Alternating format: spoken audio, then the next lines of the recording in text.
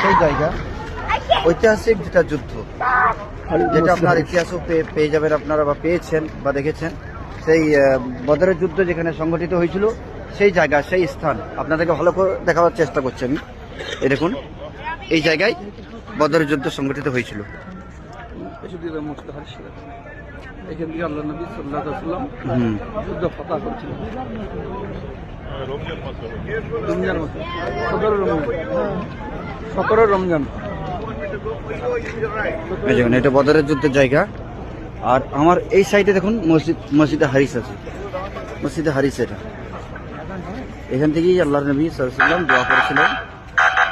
যাই হোক, এটা দেখালাম সেই বদরের যুদ্ধ যে জায়গাটি, সেই জায়গায় উপস্থিত হয়েছি। যদিও রাত হয়ে গেছে, আপনাদেরকে আমি দেখাবার চেষ্টা করছি। অবশ্যই দেখুন, যেখানে বদরের যুদ্ধ, ঐতিহাসিক যুদ্ধ হয়েছিল, যেখানে আবু জেহেলকে 2 বাচ্চা কতল করেছিল